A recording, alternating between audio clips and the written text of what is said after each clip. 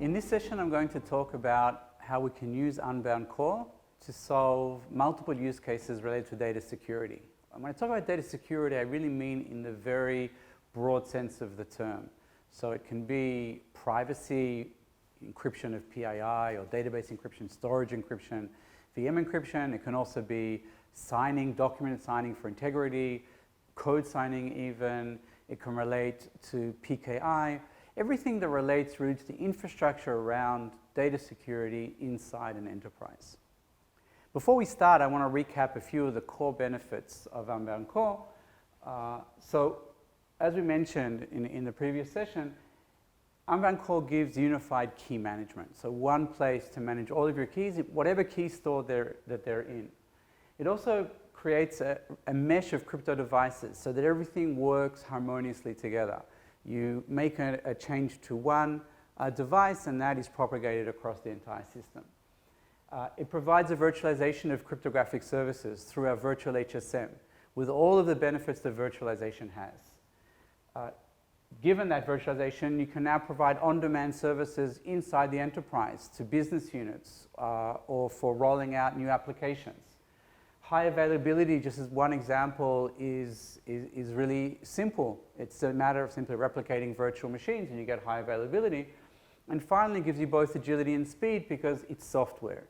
And these are major advantages and benefits that Unbound Core gives enterprises. When we talk about data security, there's one additional element that's very crucial and a central component of the Unbound Core platform that I want to first talk about, and that's the benefit of key misuse, or preventing key misuse. So I'll start by explaining what I mean by that and then show how that relates to the use cases we're talking about. Traditionally, when we talk about key protection, again, we have this fortress and we put the key inside this fortress, and the aim is to prevent the key from being stolen. And in many cases, that makes a lot of sense. Let's consider a case where we have a database of encrypted credit card numbers, and we have 10 million credit card numbers encrypted in this database, and they're all encrypted using this key. So when an application wants to decrypt a credit card, they'll ask for a certain decryption. The key is not here, it's only there, so that request will be forwarded to the key store. The key store will carry out the decryption and send it back, and then the application will get the decrypted credit card back. If an attacker gets into this system, if they could steal the key together with that database, they would go home and have 10 million encrypted credit cards that they could now just decrypt one at a time, and they'd get absolutely everything. And that's a disaster. But what this doesn't prevent is from an attacker breaching this machine. So the attacker gets into this machine, so is some sort of little devil, gets into this machine, and now can start asking for decryptions of credit card numbers. And maybe we'll get 10,000 credit card numbers before some anomaly detection will kick in and say something strange is going on, and they'll be stopped. And that's actually a good situation, because stealing 10,000 credit cards out of 10 million is okay. Well, you don't want anything to be stolen, but it's relatively okay. This is not, the sort of damage that would happen if they stole all 10 million credit cards. But there are other cases where this key misuse scenario is very problematic, even if the attacker only gets one or a few chances at misusing the key. And one of those examples, a primary example, is that of code signing. Okay, so let's look at a case of what code signing is. So again, we still have our key store, and let's start by talking about what we use code signing for. Whenever we install an app on our phone or software on our computer, we need to be sure that it's actually legitimate software and not malware. If you think about it, I get some notification, you need to update your Microsoft Word. How do I know that's a real update and not an attacker who's sending me something that's actually malware, and I install it thinking I've updated Microsoft Word, but actually what I've done is I've installed something on my machine that now gives the attacker full access? How can I know that that's not what's happening? Well, the code is signed with a cryptographic key, cryptographic signing key, that if you don't know that secret key, you can't generate the signature. And I know that that key belongs to Microsoft, and therefore only Microsoft can issue a valid update to Microsoft Word. And that's actually what happens any time that I install any software on my machine or any app on my phone. That's what code signing is used for.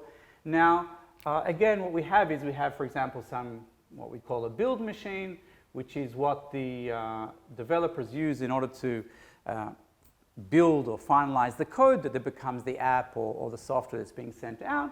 And that build machine will access the key in order to get a signed copy of the application, and that's what enables me to install it on my machine.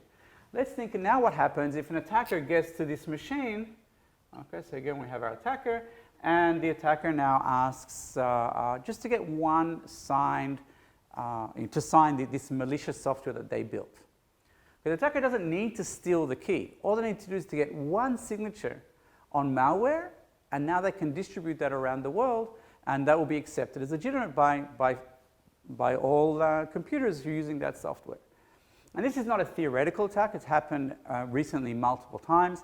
This is what happened in 2019 with Asus. There was a malicious firmware that was legitimately signed by an attacker, of course, but using the key that belongs to Asus, and then this was infected millions of machines. In the recent very high-profile SolarWinds, Orion fiasco, same thing. The attacker managed to get a legitimate signature on malicious code, and that enabled them to get access to thousands of networks and organizations, including very, very high-profile ones. So that problem is a problem of key misuse. And there are some cases we need to prevent not just stealing the key, but also misusing the key. And there are many other scenarios as well, but this is a very typical one. But in general, as much as we can prevent misuse, the better. Even in the case of the database of encrypted credit cards, if we can limit the number of decryptions an attacker can get, then that's a very powerful paradigm that we want to have in our key protection scenario. And legacy solutions, it's important to stress, just do not deal with key misuse at all. They focus only on the threat of key theft. And Unbound Core does include key misuse protection, and in two ways. The first way is through policy.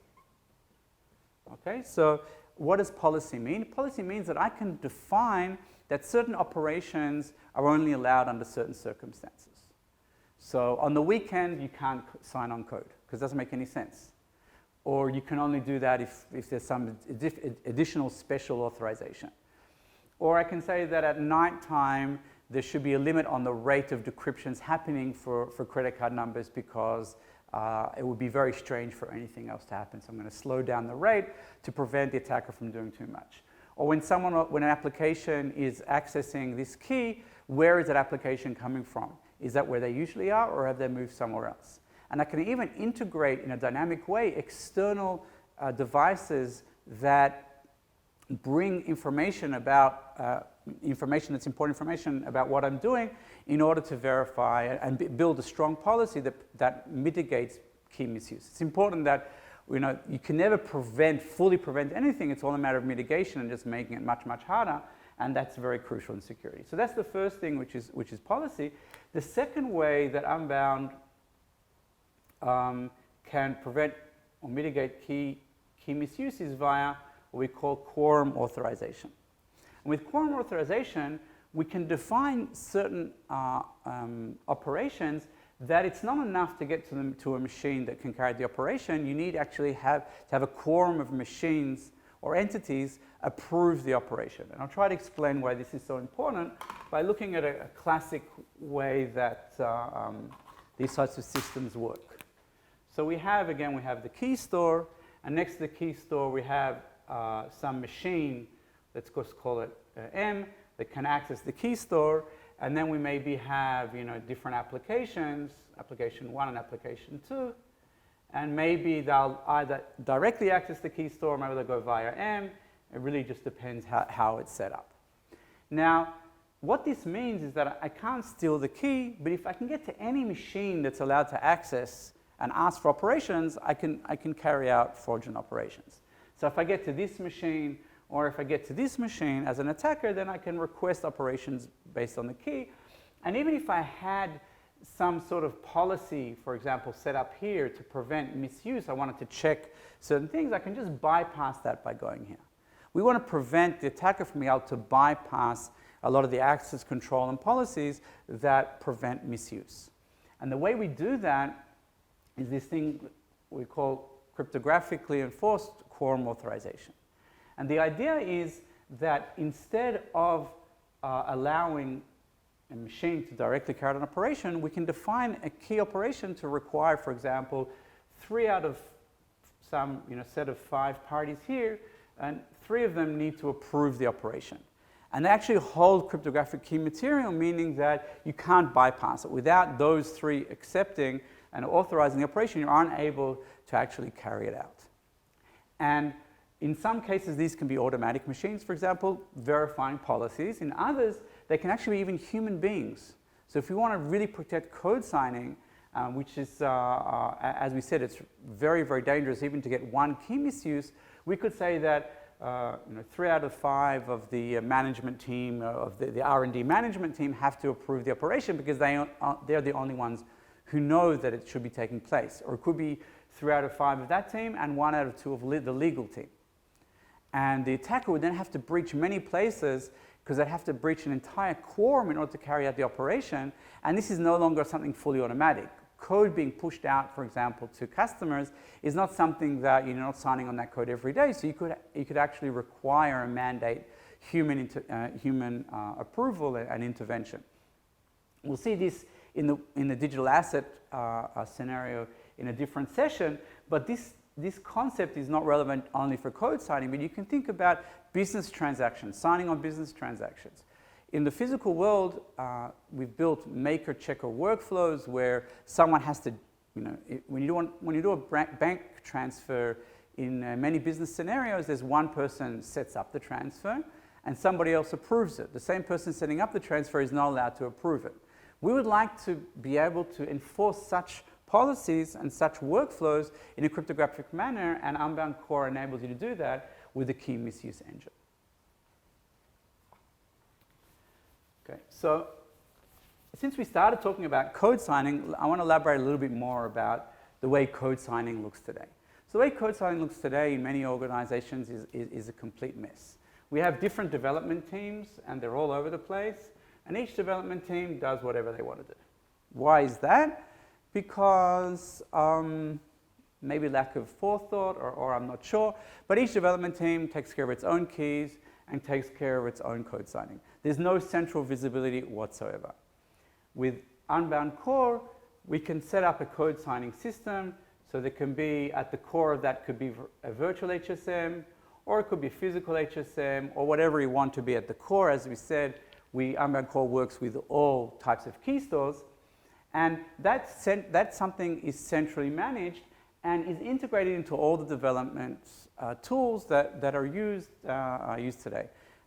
And really, with Ambient, it's even integrated. You can even sign an IBM mainframe code, which a lot of organizations are using mainframe, but to have a centralized code signing system that even does that, obviously all of the standard ones as well.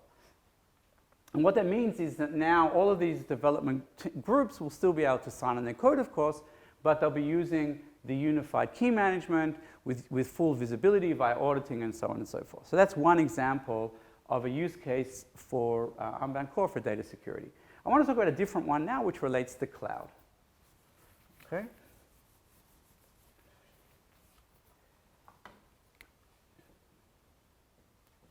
So cloud is not, it's not an automatic solution, and it's not, okay, I had a data center and now I'm just putting everything in the cloud. It's a long process. There's slow adoption. We migrate slowly from our on-prem to the cloud, and we migrate certain applications and others we don't. When I'm in the cloud, I lose a lot of control that I had beforehand in my organization. I can't necessarily work. I don't have the full flexibility to choose exactly what I want to do because it depends what the cloud provider gives me. Now, in Google, in GCP, they have something called an external key manager. An external key manager means you're able to actually maintain control of your own keys and not give them to Google. Why does Google enable that? Because they realize that the Cloud Act, which basically says the US government is able to ask by subpoena to get anybody's data and keys is something that's problematic also for Google. Google doesn't want to even have that. So Google is very happy not to hold your keys and for you to take care of your own keys. And what that means is I could be doing, for example, Google BigQuery, which is just one example of an application that supports the external key manager. I could be using that, and this natively will call the Google Key Store for the Google KMS for an operation. Now, if Google's taking care of my key, then that KMS will just do the operation directly. But if I'm using EKM, that will be routed to the customer's implementation of whatever the external key manager is. Now, when using a physical HSM that sits in my data center, okay, so this could actually be my data center.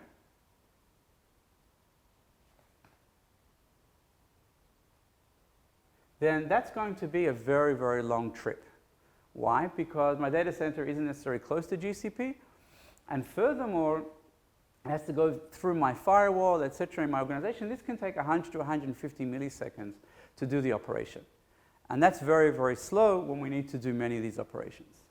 But with Unbound, if we're using Unbound's virtual HSM, then you're able to actually put one side of the machine in Google, in GCP, and the other, remember, it's using MPC, and the other one can be in another data center. For example, it could be in AWS in the same region, and they're very, very close. So they can be in two different clouds. So the key isn't in Google and it's not in AWS, so it's not in any place that it can be stolen, giving the strong separation we need to get a very strong security guarantee around the virtual HSM. But now this can all take 5 to 10 milliseconds. And the reason why I'm explaining this is not specifically because I want to talk about Google and external key manager, although that is a very, very strong use case, but rather it shows the power of virtualizing cryptography, enabling you to bring it to the edge.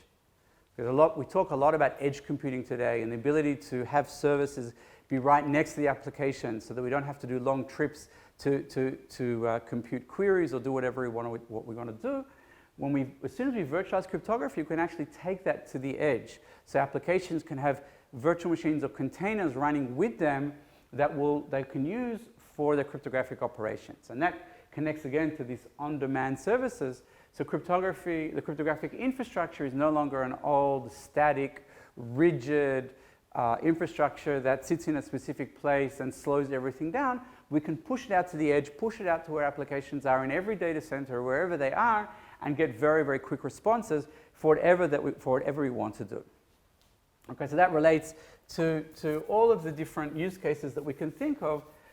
So if we want to talk about database encryption, okay, so there's database encryption. If we want to talk about application layer encryption or application cryptography services, okay, so that means this idea of the universal API. I write my application. The application will ask for cryptographic operations, and they will automatically go to the core, wherever the key store is. If it's a virtual HSM, it can be at the edge, and if for some reason it's something else. But the application is completely agnostic to the environment that it's working in. But there are many other things that Unbound provides out of the box. Tokenization. Okay, so if you have PII or credit cards, one of the big problems is we want to now encrypt our databases. Our databases are going to the cloud. Again, part of the whole zero trust environment, we have on-prem, but we also have the cloud. We have less control in the cloud. And I want to encrypt PII, but as soon as I encrypt PII, then I lose all functionality. So if I'm encrypting somebody's name or their social security number, then it now looks like random garbage. It's not going to work in a standard database or in an existing SaaS service. But tokenization is a technology based on format-preserving encryption that enables me to actually encrypt and still keep using those standard legacy solutions or existing SaaS solutions. That's advanced cryptography, and again, it's out of the box with Unbound Core Data Security. This is not an additional solution you have to buy. It comes completely built in. In general, we talk about database encryption, but we can talk in general about what we call infrastructure encryption, which is database or virtual machine or storage or secret vaults. secrets vaults. So these are really, really, really basic problems that are supposed to be easy. And let me explain what I mean it's supposed to be easy. I have a database, and I can do something called transparent database encryption. Transparent database encryption, or TDE for short, means that I just need to flip a switch and say, now this is always encrypted on disk. Now, although it means that it's open in memory, stealing a database on disk is still the most common, it's the easiest attack and the most common attack. An attacker doesn't actually have to run active malware inside the machine to take a snapshot of the RAM. So that's the most common attack still today. And everybody knows this is really easy, just flip a switch. The problem is it's actually not easy. The problem is actually really, really hard. And the reason why it's really hard is because I have my database, that's fine. Okay, and I have this little checkbox where I say, okay, I want to turn on TDE. That's great, but now they ask me a question, okay, so where are you going to put the key? So, oh, okay, well, if I put the key here, I haven't done anything, I'll steal the database. And the key, I have to put the key now in a secure key store. Okay, so legacy-wise, maybe I put in a physical HSM. You can certainly do that, and you can do that with Unbound as well, but now I have to buy an HSM. I have to deploy it. I have to buy more than one because I have to have high availability. And this database also may be in many different data centers around the world. So I have to buy many of them. I have to deploy them physically in different data centers around the world and also in the cloud. And it starts becoming very, very challenging. And so something simple becomes suddenly really, really hard.